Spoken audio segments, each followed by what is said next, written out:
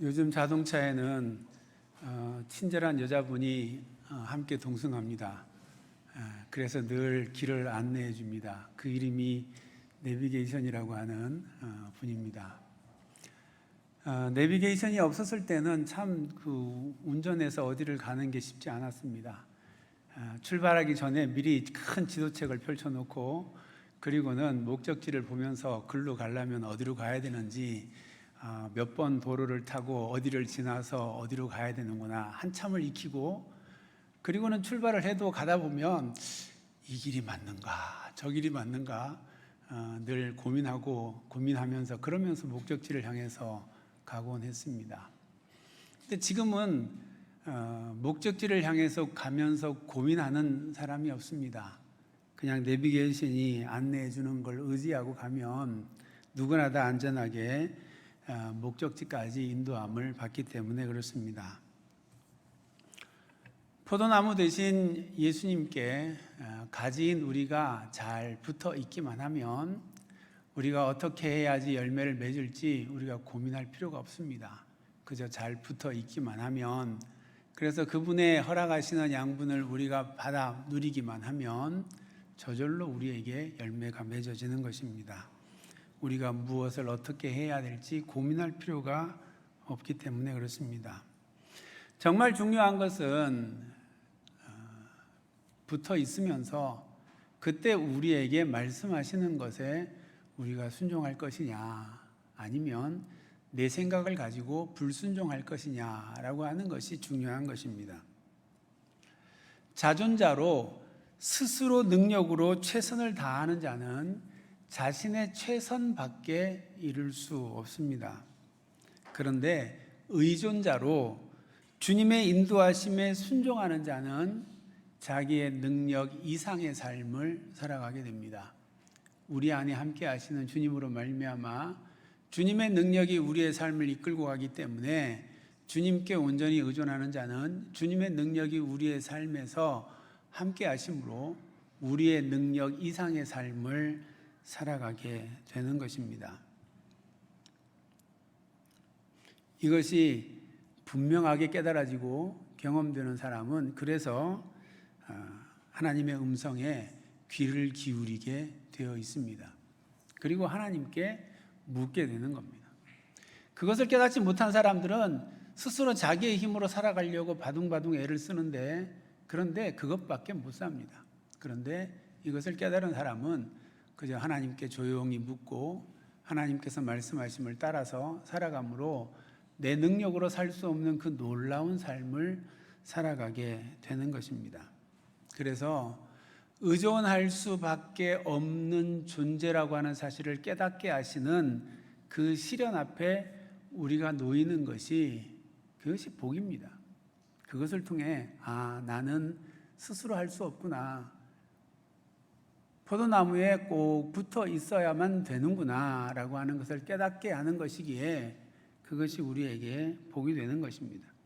그리고 그것을 알고 의존할 때에 우리는 주님의 지혜와 능력으로 놀라운 일들을 경험하며 이 땅에서부터 하나님 나라의 삶을 살게 되는 겁니다.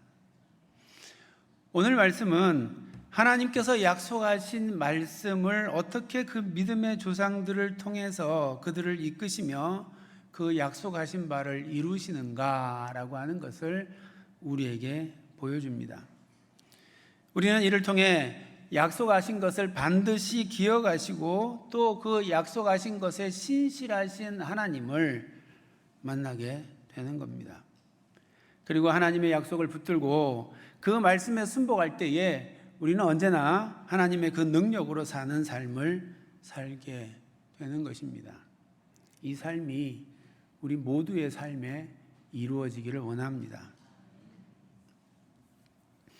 하나님은 아브라함을 갈대아 우르에서 부르셨습니다. 아브라함이 거했던 원래의 고향 갈대아 우르는 저 북쪽에 메소포타미아 문명이 만들어졌던 유프라테스 강과 티그리스 강이 만나는 아주 비옥한 땅이었습니다. 그렇게 풍요의 땅에서 아브라함을 불러내시며 하나님께서 아브라함을 불러내시는 목적이 무엇인지 창세기 12장 1절에서 3절에 이렇게 말씀을 하십니다. 우리 영상을 보면서 같이 봉독합니다. 여호와께서 아브라함에게 이르시되 너는 너의 고향과 친척과 아버지의 집을 떠나 내가 네게 보여줄 땅으로 가라. 내가 너로 큰 민족을 이루고 내게 복을 주어 내 이름을 창대하게 하리니 너는 복이 될지라. 너를 축복하는 자에게는 내가 복을 내리고 너를 저주하는 자에게는 내가 저주하리니 땅의 모든 족속이 너로 말미암아 복을 얻을 것이라 하신지라. 아멘. 하나님께서 아브라함을 부르신 목적이 두 가지입니다. 하나는 내가 너를 창대하게 하고 내가 너를 복이 되게 하겠다라고 하는 것이고, 또 하나는 아브라함 너로 말미암아 모든 족속이 복을 얻게 하겠다라고 하는 것입니다. 아브라함이 바로 복의 통로가 되게 하겠다라고 하는 것입니다. 하나님은 이것을 어떻게 이루실지에 대해서 구체적인 계획을 창세기 15장에서 말씀하고 있습니다. 4절 5절에 아브라함에게 이렇게 말씀하십니다. 하나님은 아브라함을 찾아가셔서 내 몸에서 날 자가 네 상속자가 되리라 그렇게 말씀하시고, 그리고는 그를 이끌어서 밖으로 나가 하늘의 무별들을 보게 하시고, 그리고는 내 자손이 이와 같으리라 그렇게 말씀하셨습니다. 애초에 12장에서 하나님께서 그를 불러내시며 약속했던 그 큰 민족을 이루시리라는 약속을 재차 확인하여 주셨습니다. 그리고는 14절에 네 자손이 이방에서 객이 되어 그들을 섬기겠고 그들은 400년 동안 네 자손을 괴롭히리니 그들이 섬기는 나라를 내가 징벌할지며 그 위에 네 자손이 큰 재물을 이끌고 나오리라 그렇게 말씀하시고, 그리고 16절에 말씀하시기를 네 자손은 4대 만에 이 땅으로 돌아오리라 그렇게 말씀하십니다. 하나님께서 아브라함을 택하셔서 큰 민족을 이루겠다고 말씀하시고, 그렇게 이루어진 큰 민족을 통하여 복의 통로가 되게 할 것이다 그렇게 말씀합니다. 온 족속들이 그 큰 민족을 통하여 복을 받게 될 것이다 라고 말씀을 하십니다. 그런데 그런 큰 민족을 이루고 복을 주시겠다고 하는 하나님께서 왜 하필 그 후손들을 400년 동안 애굽에서 괴롭힘을 당하는 그와 같은 세월을 보내게 하실까? 이상한 것입니다. 아니, 기왕에 복 주실 거면 괴롭힘 당하지 않고 복 주시면 되지. 왜 굳이 400년 동안 그 애굽 땅에서 괴롭힘을 당하며 그러면서 복을 받게 하실까라고 하는 것입니다.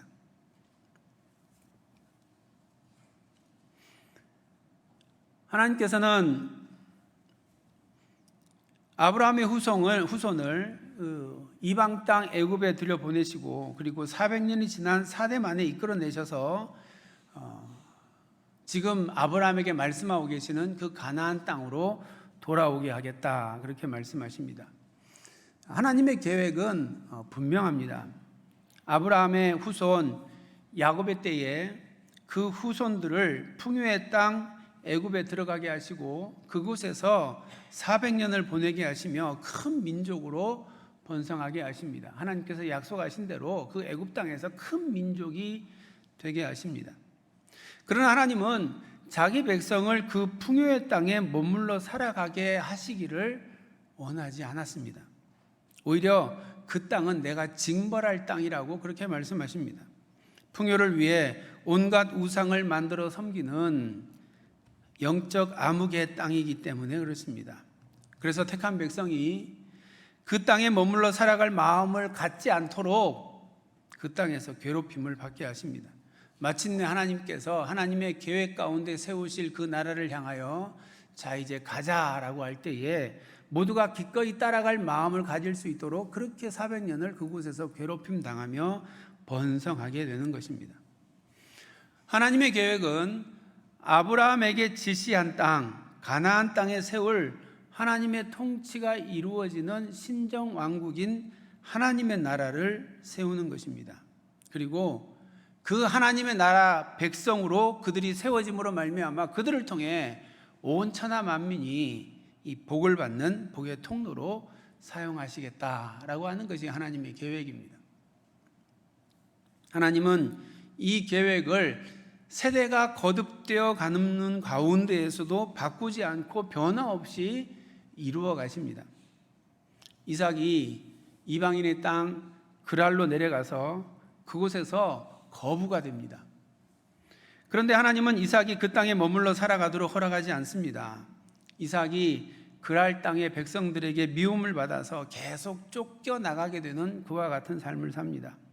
이삭의 목자들이 우물을 파면 그러면 그랄의 목자들이 와서 그 우물을 빼앗고 그들을 쫓아냅니다. 그러기를 수차례 반복하게 하십니다.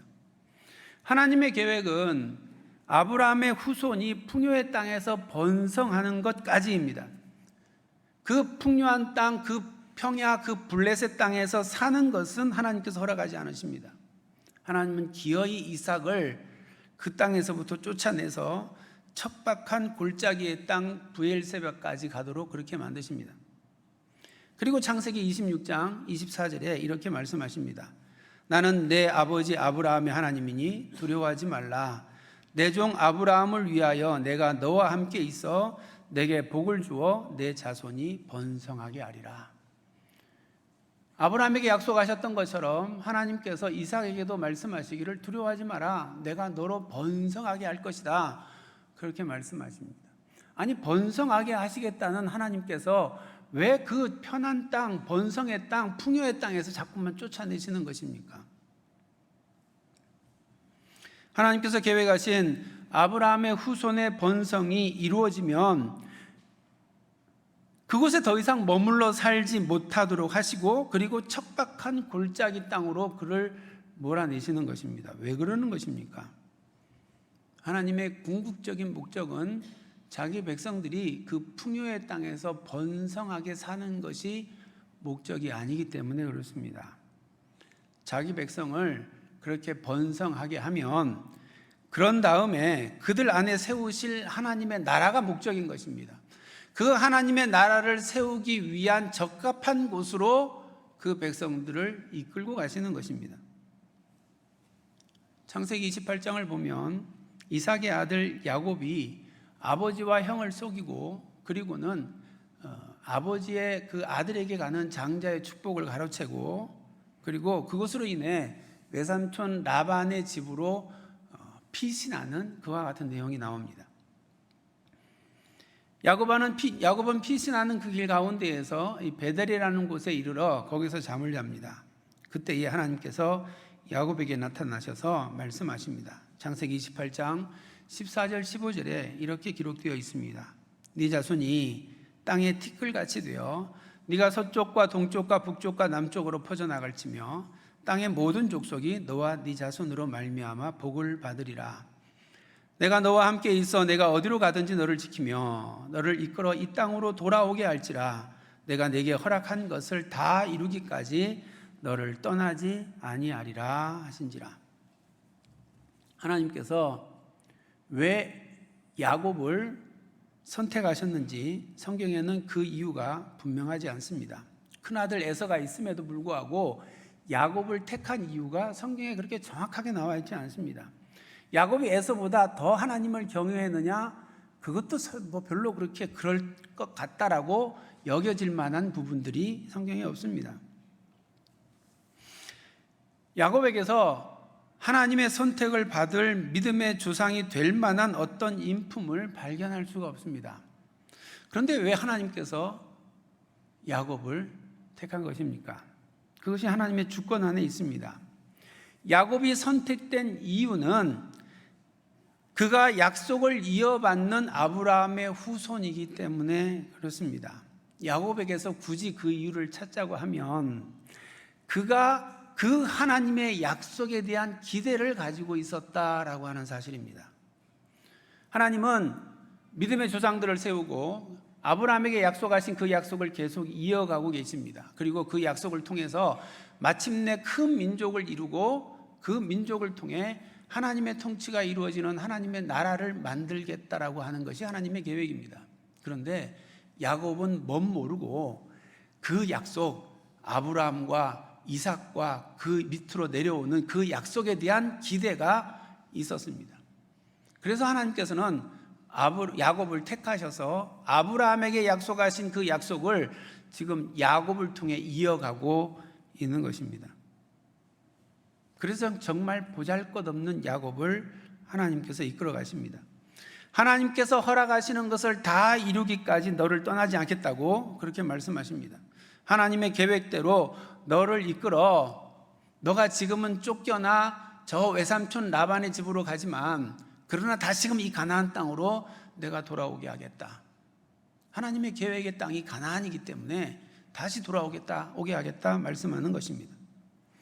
하나님은 아브라함에게 큰 민족을 이루어 번성하게 하고 이 땅에서 하나님을 따르는 백성, 하나님의 나라를 세우겠다고 약속하셨고 그 약속을 그 후대 이삭을 통해 또 야곱을 통해 그렇게 이어가고 있는 것입니다.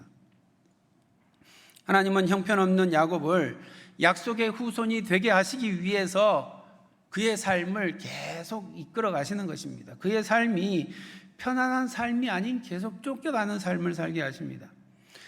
야곱은 자기의 지식과 자기의 생각으로 애쓰지만 그럼에도 불구하고 평안을 얻지 못하는 삶을 살아가고 하십니다. 그러면서도 신기하게도 그에게 하나님께서 번성하게 하시는 축복을 주십니다. 12아들을 허락하시고 그 가족이 번성하게 되는 겁니다. 야곱의 후손으로 70명까지 번성하게 됩니다. 그리고 마침내 하나님을 붙들고 씨름하지 않으면 안 되는 상황까지 야곱을 몰고 가시는 것입니다. 번성하게 하시기는 하나 하나님을 떠나서는 살 수 없도록 그렇게 만들어 가시는 것입니다. 그래야 그 후손을 통해 하나님의 나라를 세울 것이기 때문에 그렇습니다. 이방 땅 애굽에서 살아가는 아브라함의 후손들은 하나님의 존재를 까마득하게 잊어버리고 살아가고 있습니다. 그들에게 찾아갈 때에 너를 보내신 하나님이 도대체 누구냐 그렇게 물으면 내가 무엇이라고 대답하리까 그렇게 염려할 만큼 아브라함의 후손의 영적 상황은 그 지경이었습니다. 그러나 하나님은 아브라함에게 약속하신 그 일을 이루시기 위하여 변함없이 자기 백성들을 이끄시고 계십니다. 죽을 처지에 있는 모세를 살리시고 왕궁의 글을 들으시고 때가 되었을 때 미디안 광야로 내보내시고 마침내 하나님 앞에 독대하도록 그렇게 모세를 이끄시는 것을 우리는 성경에서 보게 됩니다. 언약의 신실한 하나님께서 약속하신 모든 것을 이루기 위해 모세를 통해 그 일을 하고 계시는 것을 볼 수 있는 겁니다. 오늘 본문을 보면 모세를 이 살인자의 죄를 씌워서 애굽 왕궁에서 도망하는 처지가 되게 하십니다. 그리고 왕궁 생활과는 비교도 할 수 없는 미디안 광야의 비참한 삶을 살게 하십니다. 모세가 나이 40이 되었을 때에 자기 백성을 돌아볼 그와 같은 민족의식을 가지고 뭔가를 행하려고 하였지만 하나님은 그러한 모세에게 어떤 반응도 하지 않으셨습니다. 자기 백성을 돌아볼 마음을 가졌다가 도리어 살인자가 되어서 애굽에서 쫓겨나는 것이 모세 입장에서 볼 때는 굉장히 답답한 일이었을 것입니다. 그러나 그것도 하나님의 크신 계획 안에 있는 일이었습니다. 이러한 모든 일이 우연이 아니라 하나님께서 계획하시는 하나님의 계획 속에 친히 이루어지는 일이었던 것입니다. 모세가 스스로의 능력이 아닌 하나님의 능력을 붙들고 하나님의 능력으로 그 일을 감당할 수 있을 때까지 하나님께서는 모세를 훈련시키는 것이었습니다. 하나님의 나라는 모세의 능력으로 이루어지는 것이 아니라 하나님의 능력만 믿고 따라갈 때에 그때에 하나님께서 비로소 그의 능력이 되셔서 모세의 손에 붙들려진 하나님의 능력의 그 지팡이를 통하여 하나님의 일들이 이루어지는 것이기 때문입니다. 하나님께서는 이렇게 아브라함에게 약속하시고 그리고 이삭과 야곱을 통해서 그 약속하신 바를 이루어 가시며 모세까지 그 일을 이루신 그 모든 일들이 오늘 본문 24절 25절에서 이렇게 확인해 주고 있습니다. 하나님이 아브라함과 이삭과 야곱에게 세운 그의 언약을 기억하사 하나님이 이스라엘 자손을 돌보셨고 하나님이 그들을 기억하셨더라.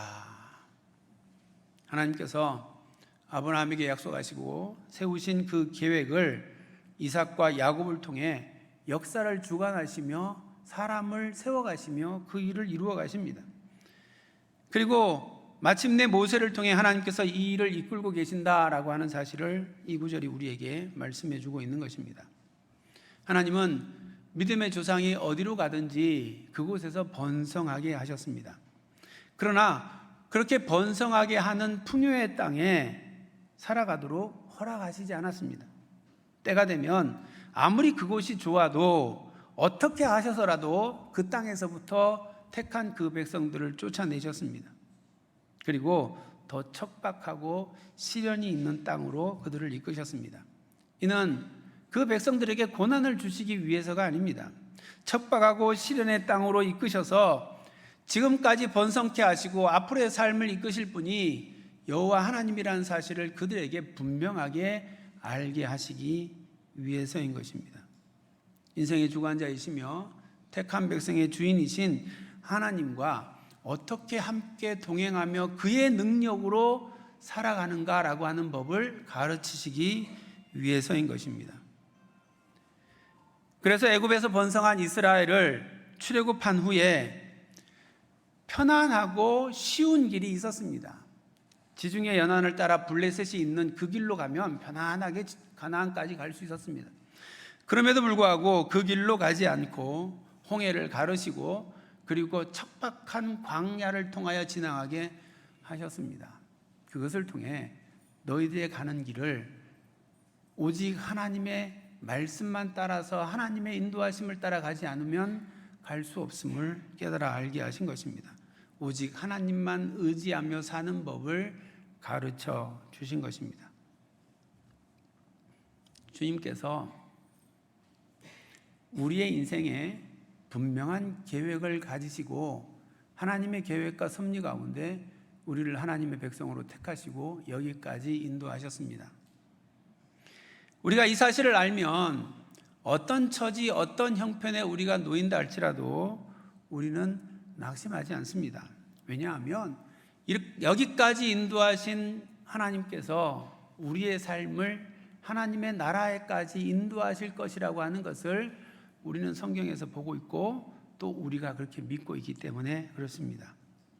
설령 고난과 시련이 우리 가운데 있는 광야와 같은 상황에 우리가 놓인다 할지라도 우리는 그 자리에서 무너지는 것이 아니라 오히려 더 분명하게 하나님을 바라보게 되고 하나님을 알게 되고 하나님과 함께 걸어가는 훈련을 하게 되는 것입니다.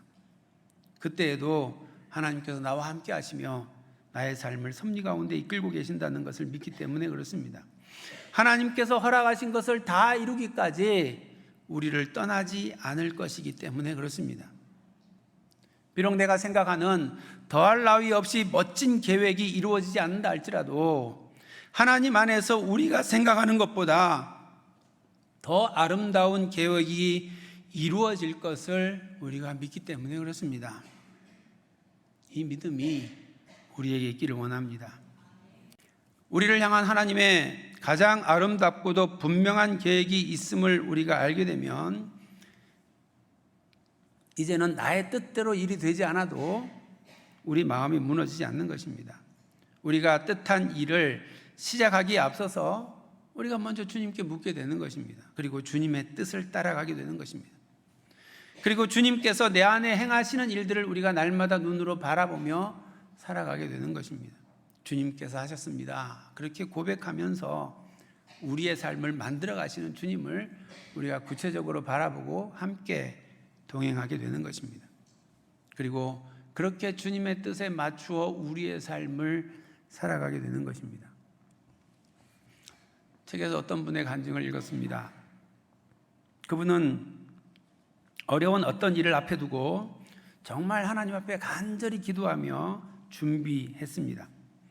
그런데 안타깝게도 그 일의 결과는 엄청난 실패로 끝나버리고 말았습니다. 그 일을 진행하느라 참 많이 수고하고 힘들었는데 그 결과 때문에 더 많이 아파할 수밖에 없었습니다. 그러다가 얼마가 지난 후에 같은 그 일을 또 하게 되었습니다. 그 일을 앞에 두고 평소처럼 기도하는데 마음 가운데 이런 생각이 떠오르는 겁니다. 기도해도 지난번에 실패했잖아. 기도하면 뭐해? 힘들기만 하고 기도하지 말까? 이런 생각이 드는 겁니다. 그리고 그게 굉장히 설득력이 있습니다. 지난번에 똑같은 일을 실패했는데, 기도 열심히 했는데, 정말 열심히 했는데 실패했는데 기도하면 뭐해? 마음에서 생각이 고개가 끄덕거릴 만한 그러한 생각입니다. 그래서 받아들일 뻔했습니다. 그러다가 정신을 차렸습니다. 마귀가 기도하지 못하게 하려고 마음에 내 생각처럼 그렇게 생각을 집어넣고 있다는 것을 깨달았습니다. 그래서 이렇게 고백을 했습니다. 기도해도 실패했다면 기도하고 실패하겠어. 나는 어쨌든 하나님 편에 더 가까이 나아가게 되는 거니까. 이렇게 고백하고 그는 기도하며 그 일을 시작했습니다. 그런데 놀랍게도 일이 잘 풀려가게 되었다라고 하는 그런 간증을 하는 것입니다. 마귀는 우리가 기도하기를 원치 않습니다. 우리가 기도하면 우리는 기도를 통해 주님과 더 깊은 교제 가운데 나아가게 되는 것입니다. 그리고 기도 안에 교제를 통해서 우리가 주님의 뜻을 헤아리게 되고 주님의 뜻에 우리 자신을 맞추는 일들이 이루어지게 되는 것입니다. 우리가 주님의 뜻에 우리 자신을 맞추기만 하면 그때부터 주님의 능력이 우리의 삶을 이끌게 되는 것이고, 그러면 모든 일이 이루어지게 되는 것입니다. 우리는 그 안에서 믿음의 승리를 경험하게 되는 것입니다. 우리 인생에 계획하는 것이 항상 성공하는 비법이 무엇일까요? 우리의 눈을 열어 주님을 바라보고 주님께서 하시는 일들을 바라보며 주님께서 하셨습니다, 그렇게 고백하고 주님께서 하시는 그 일을 따라서 순복하며 살아가는 겁니다.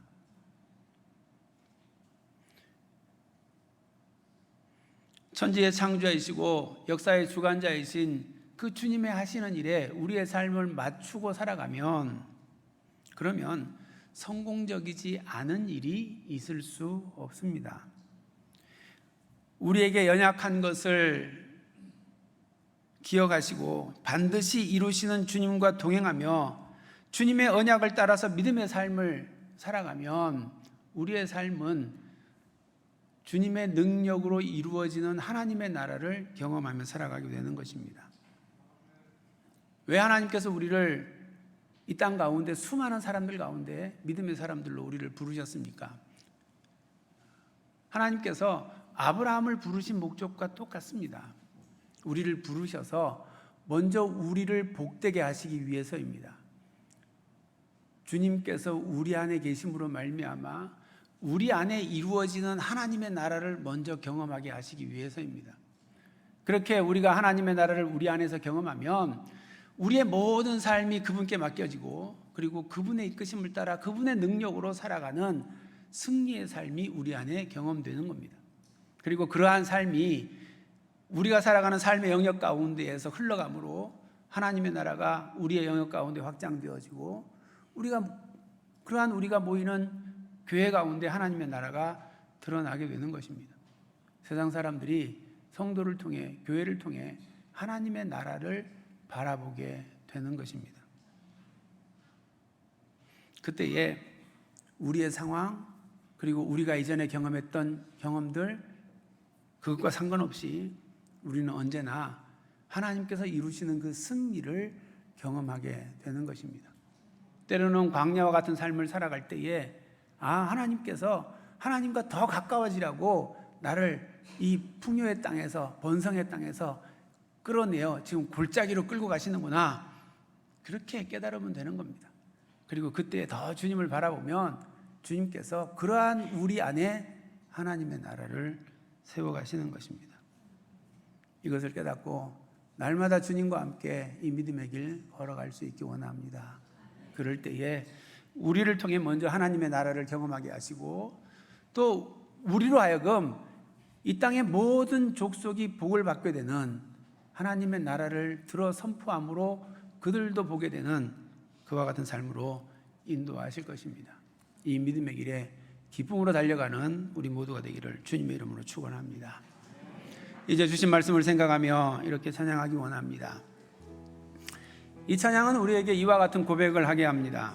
모든 시선을 주님께 드리고 살아계신 하나님을 느낄 때 내 삶은 주의 역사가 되고 하나님이 일하기 시작하네. 우리의 생각, 우리의 시선, 우리의 뜻을 주님께 내어드리면 내 삶 속에 주님의 역사가 시작되고 그리고 하나님의 일들이 이루어지기 시작합니다. 또 이렇게 고백합니다. 모든 시선을 주님께 드리고 전능하신 하나님을 느낄 때 세상은 주의 나라가 되고 하나님이 일하기 시작하네. 그때 전능하신 하나님께서 우리 안에 하나님의 나라, 주의 나라를 만들고 우리가 살아가는 영역에 우리 교회 안에 이 땅 가운데 하나님의 나라를 세워가고 확장하게 되는 것입니다. 그 하나님의 일하심을 우리가 간절히 소망하기 원합니다. 그리고 그 나라를 사모하면서 우리 찬양 함께 하도록 하겠습니다.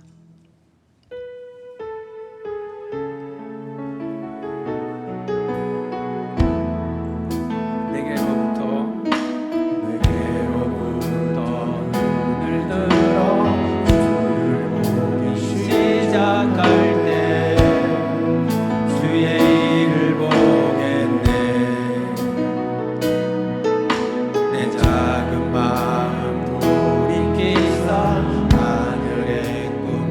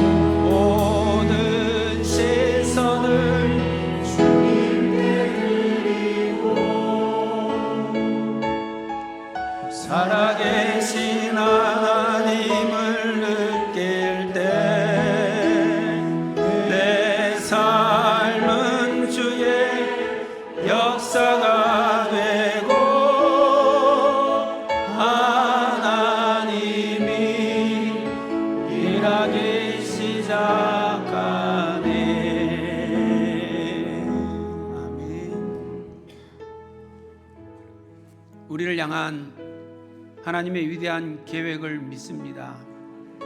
우리를 하나님의 백성으로 이 땅에 부르신 하나님의 분명한 목적이 있음을 믿습니다. 그러기에 우리의 귀를 기울여 하나님의 음성을 듣기 원합니다. 하나님의 뜻을 헤아려 주의 뜻에 내 생각을 맞추기를 원합니다. 내 시선을 주께로 향할 때에 비로소 우리의 인생 가운데 주님의 역사하심이 일어날 줄로 믿습니다. 주의 능력으로 살아가는 삶이 우리 가운데 이루어질 줄로 믿습니다. 우리 안에 주님의 나라가 이루어질 줄로 믿습니다. 그 나라의 삶을 살아가는 저희들 되게 하여 주옵소서. 이 땅에서부터 주님의 나라의 삶을 살게 하시고 그 나라를 세상 가운데 선포하게 하시고 주님의 나라가 확장되어지는 기쁨의 삶이 우리 가운데 이루어지게 하시고 그리고 주님의 나라에 온전히 이루는 믿음의 삶을 살아가는 저희들이 될 수 있도록 주님 인도하여 주옵소서. 예수님의 이름으로 기도드립니다. 아멘.